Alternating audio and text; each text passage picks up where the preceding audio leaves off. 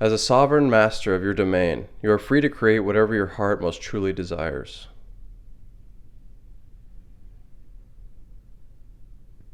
Hello friends! In this video I'm going over lesson 11 in the Way of Knowing. This is the third book of the Way of Mastery, or the Christ Mind trilogy. And this is the last lesson of all this series and of this book.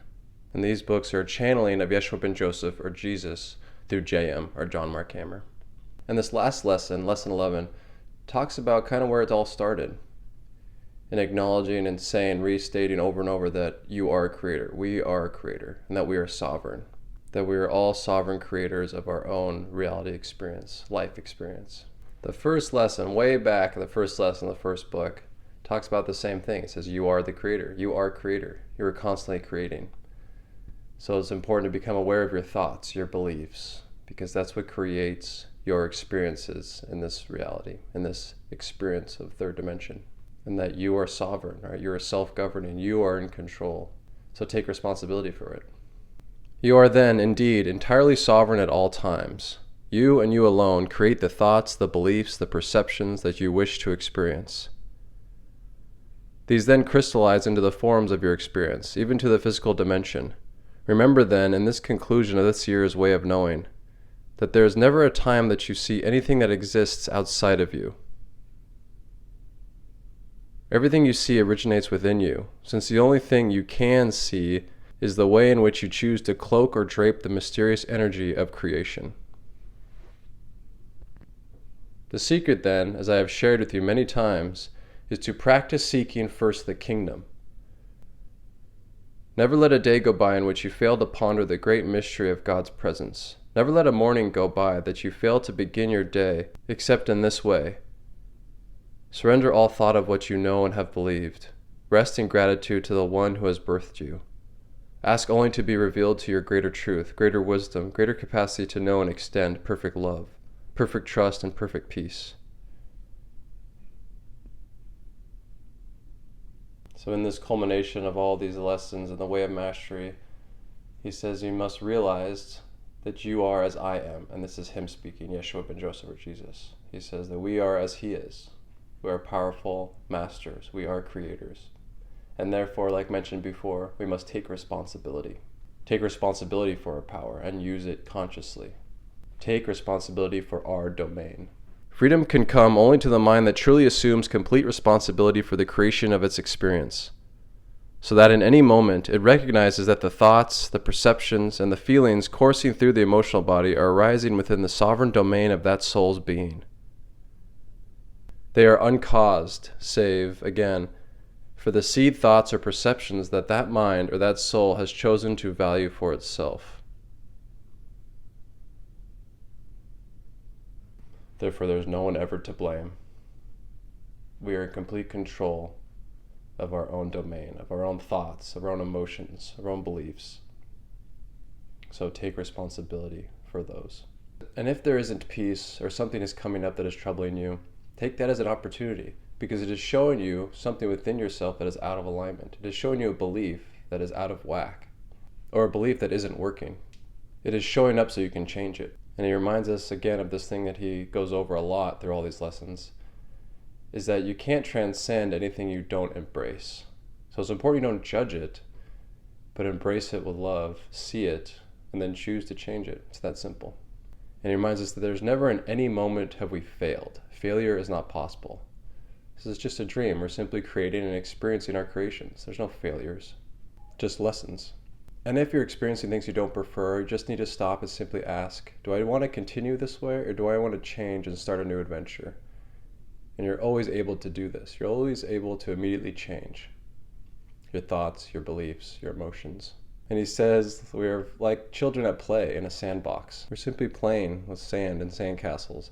If we look over and see someone else's sandcastle, there's no reason to compare and say, oh, theirs is so much better, and judge ours and say we think we failed. We're all just creating. We're all just having fun and creating and experiencing our creations in a third dimension, in a physical realm. And throughout this lesson, he's just reminding us, really driving home that idea that as we think, we shall be, right? Our thoughts create our reality, our experience. As you think, so shall you be. And how you think How you choose to perceive and believe will determine what you see in the world. And what you believe you see will determine how you act. It will determine the friends you keep, the kind of career you create, where you live, and how you feel. Learn then always to inquire, not out into the world, but into yourself. If I am having this experience, what must I have believed to be true about myself and about the world? And he says, be very careful never to judge what is occurring, because that is a fault that many people fall into. They get into this cycle like, oh, it's so bad, why am I doing this? This is so horrible. Do not fall into judgment. And it's so freeing, this idea that he keeps bringing up again and again, is that nothing prevents you from experiencing the total joy and peace of the kingdom, or the remembrance that you are the creator and that the creator is all things. No conditions, no outer conditions prevent you, because there is no outer, there is no outside world. It is all our own mind. It is all coming from within us. It doesn't seem that way, right? Well, therefore, that's why we call it an illusion. It seems otherwise. Love is not conditioned by the conditions of the world. Because how can that be? Because the world does not exist. He says only you exist as a field of awareness that chooses what to perceive and what to believe. And just a reminder of some of the main themes of all these lessons is that the world is unreal. The body is unreal. Love is the only thing that is real. And the Christ, the one true self, is what you really are. As a sovereign master, you are free to follow me. You are free to choose only your loving thoughts. You are free to remember only your loving thoughts. You are free to embrace whatever comes up that may be unlike love and simply accept that it must be an old seed getting cooked, and that you are free to embrace it with love. This is why there can be no feeling that must be judged or avoided. Feelings of despair or feelings of sadness, these things are merely something left over from a past thought. And in the act of embracing them, you have already decided with love, and love alone heals all things. And we never stop growing. There is no finish line. A master never stops growing. He says he himself is still growing, is still learning, is still expanding. As you become more powerful, your responsibility also grows. You need to be more responsible and more diligent, more vigilant. For the farther you go into God, the greater the responsibility, for you are dealing with greater power. Thus the need for vigilance and discipline does not go away. It increases, but a master welcomes it. For through it even greater creations can flow through their holy mind. Did you know that it is possible to birth an entire, what you might call a solar system, with a single thought? Then he goes on to say it is never possible to be a victim, but that many fall into this pattern on earth. They choose to experience victimhood. That doesn't mean certain things won't happen. It means how you handle that, how you choose to be, what state of being you will be in those circumstances. He gives an example of saying the doctor tells you you have cancer. Person being a victim will be like, oh, the world's out to get me, everything's horrible, I'm doomed. The one that doesn't accept being a victim says, amazing, this is a new experience I get to have. I only have 15 days to live, I will live them fully. And then I'll experience this mysterious transition from the body called death. And then he says the New Age movement has something wrong about seeing, manifesting, and now if you're not manifesting all these good things like wealth and stuff, you're failing. And he says that's a very naive point of view. Really what's important is how you choose to be, what state of being you choose to be in despite the circumstances. Wherever you are as you listen to these words, you are living sovereign mastery now. And you are free to create anew anytime you wish. But understand that the experience you are having, when embraced and loved and accepted totally as being uncaused by anything but your own awareness, when you can delight in that, you are free. You are free. And you have already risen above and gone far beyond the most successful beings that humanity would say are successful. Do not, then, be succumbed to the shimmering lights of the world, the great tinsel on the tree, for all that matters is this. Am I at peace? Do I bring love to each moment? Do I accept, with great humor, that all that I have experienced has been my own design, an interesting game, and perhaps a joke, played upon myself?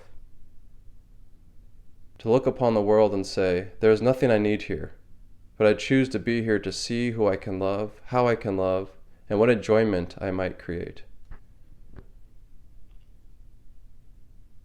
Peace, then, is always the goal of the spiritual journey, a peace that passes all understanding. And he says, if you listen well to this lesson, 95% of it will seem gibberish, absolute nonsense to the world mind, to the paradigm, to the dream of separation. And he says, but look lovingly upon your world. It is not real. This lifetime is like a cosmic second, a blink of an eye. It will all pass away. So he says, might as well relax and enjoy it. And then he gives a suggestion on something to do in the morning. When first you realize that you are awake in the physical domain in the morning, choose love. Choose to relax the body-mind into a state of deep prayer and give thanks to your Creator. Hold in the mind's eye all of your domain, your relationships, your careers, your physical objects, and say, behold, it's been a gas. Then simply ask, I wonder if there's anything I might like to move toward changing in order to experience greater joy, deeper peace, more certain wisdom, and more loving relationship. If something comes into your mind, do not blame it, do not judge it, but simply begin to wonder about how you might like to see it changed. Hold that as a desire in the depth of your consciousness. And if its energy builds during the course of the day, simply begin to ask it, write it out, get a picture of it, hold the desire in your heart. And you will indeed bring it to pass. For you see, manifestation occurs instantaneously in the field of a mind that is no longer conflicted with opposite kinds of thoughts. Vigilance, he says, it takes to realize these contrary thoughts you might have in your mind, and to follow them until they become crystal clear. And he says again, don't judge them, just allow them and feel whatever feelings may be associated with these conflicting thoughts. And then return to what you truly desire until all of your being is in alignment with that desire, with that change you're wishing to accomplish. Then you become, he says, a resonating station, so that you create everything that will help you in accomplishing that. Everyone is free to create what they desire. Everyone is free to do so because they are doing it now. Look well then to the feeling and the thought coursing through you. Look well to the physical environment in which you find yourself. Look well to the objects that you have surrounded yourself with and simply say, all of these things demonstrate to me what I have chosen to desire, and it is very good. That statement of love and acceptance is the doorway to expansion of your mastery. For in truth, as the master awakens to what they have been doing all along, the most natural thing in the world is to create greater joy. And then he says, the highest level of joy is choosing to help others awaken, to assist in the atonement, he says. And a master has no choice but to serve, not out of duty, but out of joy. For the greatest joy, it says, can only be to extend the holy, the beautiful, the good. And when you choose active participation in assisting in the atonement, helping your brothers and sisters awaken, you'll find that you will be supported, no matter what. And he repeats himself over and over to really drive home this idea again and again that never forget that you're always able to change, no matter what the conditions are. Never believe that you do not have the power to change your emotions, your thoughts, your beliefs, and that you are free to birth whatever you desire. And nothing can truly serve as a limit to you. The truth is, you've been a master all along. You cannot help but be one, for you are constantly creating your experience. You are free now to create differently. How to do that? Do not get up out of your chair and rush about. But why not decide right now to experience happiness, to experience peace, and to experience the knowledge that you are a master? How do you do that? By choosing to.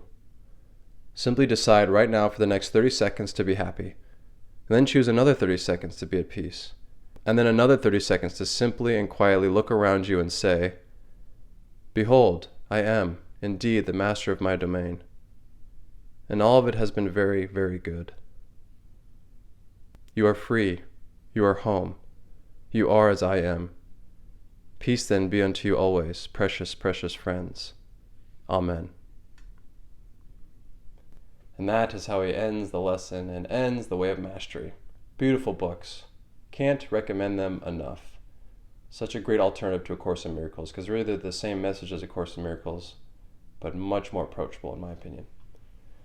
And you can buy the books, of course, but also they're available free online, the audio and the text, at womlibrary.com. Also, the original audio of the channelings are available on his YouTube channel, Jayem's YouTube channel, Way of Mastery Official. Thank you, Jayem, for providing all these for free. Thank you, Jeshua, for these lessons. They are so beautiful. And thank you all who have followed along this series. Again, they don't really replace the full lessons. Definitely check out the full lessons. These were just to serve as a little summary, a little taste. Thank you.